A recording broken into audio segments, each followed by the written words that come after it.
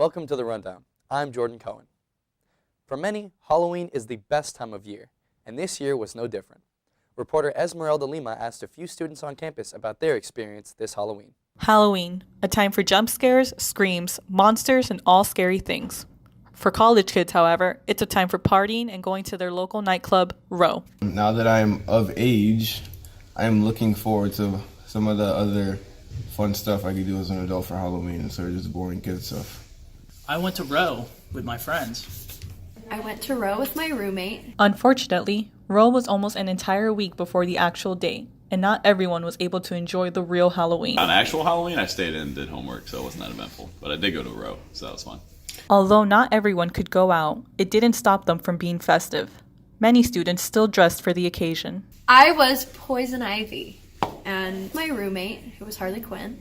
It was like a green leotard, and then I had like this black piece of fabric that I covered in leaves, and then I wore tights and shorts and boots. So for Halloween, I dressed up as a nerd. So I had a whole suit and tie and a bow tie and suspenders, and I wore like the nerdy glasses. Students were even enjoying other people's costume. One of my friends was actually dressed up as Waldo. Thought it was very interesting. Somebody was dressed up as 50 Shades of Grey. The girl who said 50 Shades of Grey, that was me. Overall, students seemed to enjoy their Halloween this year. And when I asked them if they're looking forward to next year's holidays, these were some of their enthusiastic responses. Oh, absolutely. Yeah. Oh yeah, for sure, because I should be able to go to Row and hopefully go out this year and not be stuck inside doing homework. Without a doubt. That's it for this week. This is Esmeralda Lima with The Rundown. It's sad to see Halloween come to an end, but with more holidays coming up, there's still a lot to look forward to this year. This week, don't miss the Festival of Lights on Wednesday, November 14th at 5:30 p.m. at the Moore Library. This past week, Delta Phi Epsilon got spooky with their haunted house fundraiser. Let's see how it went. The sorority Delta Phi Epsilon holds a haunted house every year to raise money for one of their philanthropies, cystic fibrosis. There were also raffles, 50-50 baskets, and treats. I spoke to Julia Muniz, the philanthropy chair of Delta Phi Epsilon, about the haunted house this year. We raised about $2,200 this year. We do a haunted house every year for cystic fibrosis, and this is our 9th year doing it. We had a great turnout this year. So many people came. We had amazing raffles, 50-50, and so many different prizes such as an Amazon Alexa and Rangers tickets. It was just a great turnout, and we had so much fun.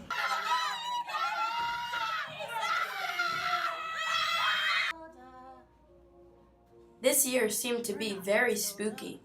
I got to talk to Kenneth Ford, and he told me about what it was like to walk through the creepy halls of the house.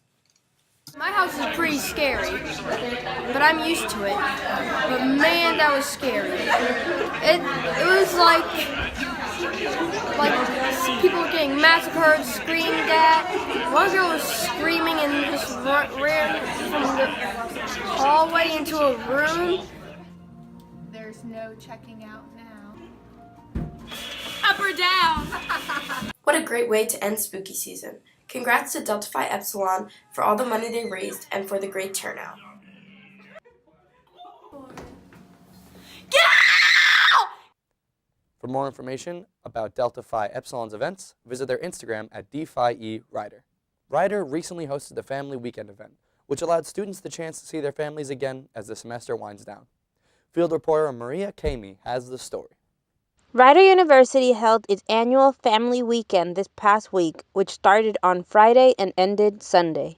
Family Weekend has been tradition for the Rider community since 1979, when the first Family Weekend was held. The event is a way to bring Rider students and their families together to enjoy each other's company and includes both the Lawrenceville campus and the Westminster campus. However, the event is not limited to just families. All students were encouraged to go to the activities offered as a way to enjoy the week. I went with a friend of mine. My family was unable to attend. We just walked around campus and we saw they had a lot of little attractions on site. So they had people that were there advertising. They had a kettle corn stand. They had a stand where you can purchase tickets. This Family Weekend featured different activities for families to enjoy together on the Lawrenceville campus. The Moore Library featured special exhibits during the weekend such as their Power of Protest, the Movement to Free Soviet Jews display, and their 200th anniversary of Frankenstein display.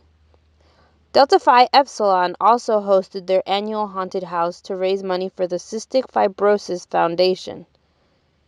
Families were invited to plant a flag on the campus mall to honor any veterans in their lives. With that, families are also invited to submit a photo of a veteran to be displayed on the Ryder website. Ryder also hosted some games, such as the volleyball team going against Manhattan and Iona, and the men's basketball exhibition game, which were both held in the alumni gym.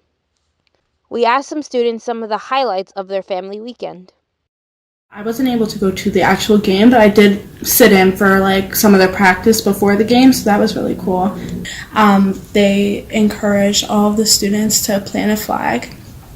So both of my grandfathers were military war veterans, so I planted 2 flags for them. For the rundown, I'm Maria Kamey. Every year, Rider University shows its support to the United States military by hosting their annual event, Plant a Flag.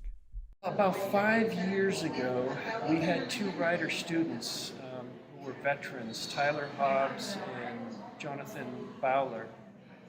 And they wanted to do something to commemorate all the people who had sacrificed their lives in Afghanistan and Iraq.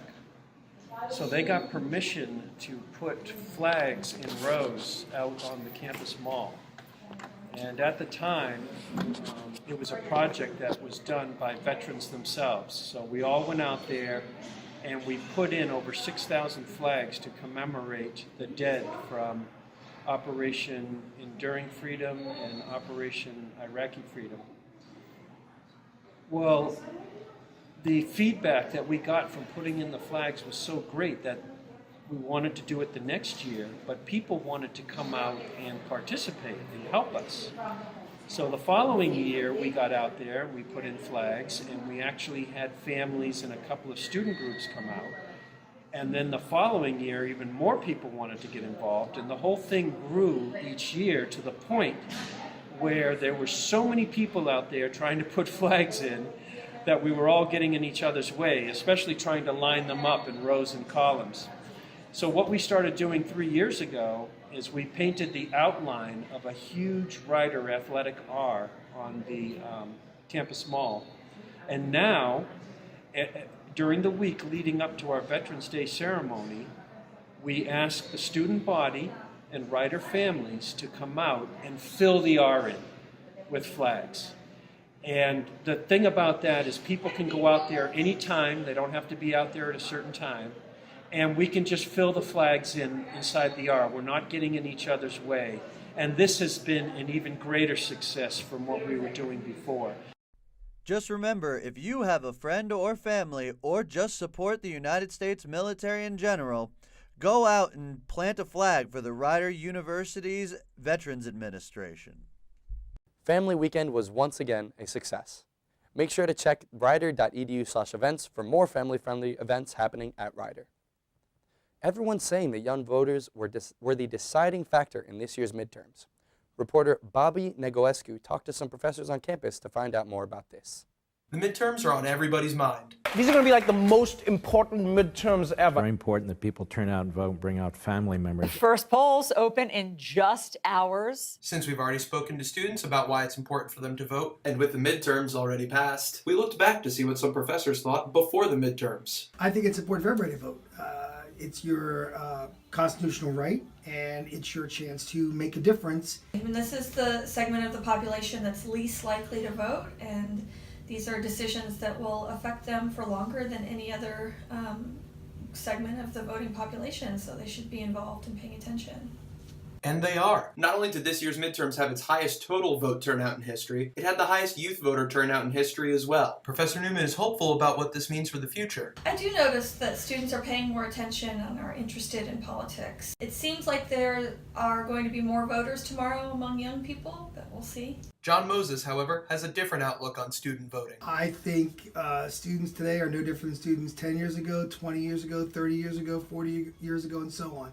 They're apathetic. Regardless of their opinions, the one thing they both agree on is that it's important for young people to vote. Some schools even held competitions to see who could get the highest voter turnout in their student bodies. If you wanted to know anything about this year's midterm elections, you can Google the midterm 2018 election results and check out the live updates that Google's providing. This has been Bobby Negowescu for The Rundown. This year's midterms were some of the most influential in U.S. history, with some races that are still undecided in the states like Florida and Georgia. Rider has implemented lots of changes to help students feel more included. One of those recent changes is the addition of gender-neutral bathrooms. Field reporter Kristen Castronovo has the story. Susan Stolle and Jan Friedman Krupnik collaborated to implement gender-neutral bathrooms, as well as other inclusive programs at this school. They talk about how this idea came about. Well, I think it's been something that has been talked about for years. Other campuses have had them. We've had students asking for them. 2 years ago, student government started a LGBTQ task force, and one of the recommendations coming out of that task force was to have the gender-neutral bathrooms. And and also when the news reported it against gender-neutral bathrooms, and we're saying that only women can go into women's bathrooms and men to go into men's bathrooms, we felt that there was definitely a need out there to provide a safe place for people to go. There wasn't opposition at all. It was, and the reason, Susan and I kept on saying, like, when is this going to happen? Like, let's just do it. It was more careful study to see, like, what's the best approach? Do we build new bathrooms? Do we try to convert existing ones? Do we just identify the ones that are out there? And so I think the study that the task force did, helped identify the areas that we needed to start working on first. And I actually had a student talk to me earlier this year, right before the signs went up. He came in like towards the end of the summer and met some time with me. He's a new transgender male, not quite transition yet, still starting the hormones, so kind of is looking non-binary. And he says that last year he timed when it was safe to go to the bathrooms. So he literally watched and saw who was going in the bathrooms at what time and when would be a good time for him to go into the men's room as someone who doesn't quite look like he's ready to go into the men's room, so that he wouldn't be harassed or beat up or tormented or bullied or teased. Ms. Krupnik is also working on getting students' preferred names on their IDs and on the course roster. Shelby Sheridan is a transgender sophomore, and he describes how having the bathrooms on campus has affected him. My daily life has been made easier, for the most part, with the gender-neutral bathrooms because it alleviates that issue of which bathroom that I would use, considering that I'm openly trans and already on hormones, so obviously I wouldn't be using the girls' bathroom, but at the same time, I'm not comfortable enough to use the men's bathroom, but also at times, like, they're very selectively placed, so it may make it harder where I have to travel farther to go to a bathroom that's gender neutral, but it's better than having to go into a bathroom that I wouldn't want to go into. At no time have I gone to take a shower and somebody who wasn't trans was already in the shower. That hasn't happened to me. But like, if that were to happen to me, it would bother me because like, that's my only option, my only comfortable option. But like, just because you don't want to shower with other people, you're eliminating my option. I do think that there's room for improvements when it comes to these bathrooms, like implementing more wherever there's like a regular gender bathroom. You should have like a third option just for people, although like maybe there aren't really that many trans people on campus. It's just always good to have that option for people. The Center for Diversity and Inclusion off of Rider's website has a tab that students can click on to see where exactly the bathrooms are. There have been a lot of firsts at the school with making students feel more included, and there are many more steps to take in the future. If anyone has any questions or concerns, make sure to contact either Susan Staley or Jan Friedrich Krupnik at deanofstudents@rider.edu. Tapestry, a new club on campus, recently hosted a Breaking Barriers event featuring Dr. Loretta Long, who played Susan on Sesame Street. Jaleesa Malvern was there to document the event. Guest speaker Loretta Long spoke at Writers Breaking Barriers event hosted by the Communication and Journalism Department. During the event, Loretta Long presented her experience with working on Sesame Street and encouraged everyone in the audience about pursuing their dreams and passions. There are so many outlets now. You don't have to wait for the alphabet, CBS, NBC, to be picked. You can have your own YouTube channel. So the creative ones of you, you're on the pulse of what's going on, but go in, just pick a school. Oh, yeah. So what brings you to the Loretta Long event? Well, I'm a first generation student and I'm a TRIO member. So I grew up listening to her. The woman's amazing. I am so excited. I feel like in the presence of greatness. I'm 40, so I grew up with her in the early days, and I'm actually here at Rider now as a graduate student in an education program. So I came to see her insights and hear what she had to say about multiculturalism and education diversity. I'm actually a graduate student at Rider for teaching, and I'm currently working in a district that I truly have no experience with. It's very diverse, and there's a lot of different cultures, so I really like to try to put myself out there and get as much wisdom and information I can from many different people, so that's why I came today to see what she had to say. This is Jaleesa Malvern reporting from The Rundown. That's why we're still on 50 years later, because when I called my mother and told her I was quitting the school system to sit on a stoop with an 8-foot yellow bird, she said, talk to your father. For more information about Tapestry and other events they will host this year, visit their Facebook page. Here at Rider University, when students are not in classes, you can typically find them spending their time in the SRC. Student Recreation Center is open to all students, staff, and alumni. Here's Jordan Caresi with more information about what the SRC has to offer. The SRC is a major location for all members of the Rider community. To come and spend their free time, there is an array of activities that students can participate in, whether it be playing games or even studying. I spoke with Rider student Christopher Pierre to see what his favorite part of the SRC is. My favorite part about the SRC is the Starbucks, because I love Starbucks and I go there every day. And I like how there's a bunch of different activities going on. Among the other students that I spoke with was sophomore Brandon Lavarini. I enjoy playing pool, and a lot of times I'll go over to the gym after classes. I enjoy watching TV with my friends. I always have sports on, especially on the weekends. I have all the college and NFL games. It's fun to hang out with friends. When speaking with Christopher Pierre, he mentioned to me how he enjoys coming to the SRC to meet up with his friends, but that he continuously runs into the same problem. Personally, I find that when I do go there to meet up with friends, we always have trouble finding seats or somewhere to sit. So I think that the SRC needs to build more seating, accommodate more people. Luckily for Christopher, Rider is in the process of building a brand new outdoor seating area that will be named the Class of 2019 Legacy Walkway. I asked Brandon Lavarini how he felt about the new seating area. I'm not too sure about it yet. I mean, I feel like it might be a little useless because they don't have much TVs. A lot of people come here and watch TV and play pool and ping pong, but I'm not sure. I'll have to see. By having the new seating area built, will it leave students feeling as if their pleas for more seating have been answered, or leave them feeling as if resources could be focused in a different area? Only time will tell. This has been Jordan Qureshi with The Rundown. The SRC is open 7 days a week to all students and faculty and alumni. To find out the hours, go to rider.edu.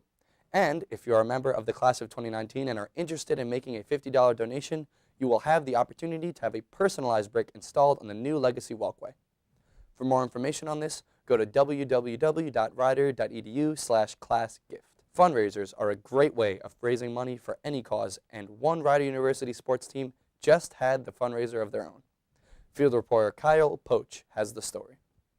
On November 3rd, the Rider University track and field team held its third annual Halloween meet Holla Throughout. To find out more about the meet, I talked to the person who organized it, Coach Anthony Sanfilippo. Well, Holla Throw was a meet that we put together about 3 years ago to start raising money for the program. So we advertise and bring in throwers from all over New York, New Jersey, Pennsylvania to come on the campus, compete in a college environment, but also in a fun environment. I asked Coach Anthony, how did this year's meet do compared to the years prior? This year was our best year, our most successful meet. The first year we had about 30 competitors. Last year we had a lot of entries, but rain came, so we ended up with about 43, and this year we had about 60. So by far our most successful meet. Had a lot of spectators this year, which made it even more fun. And we're looking to hopefully grow it to maybe 80 people next year.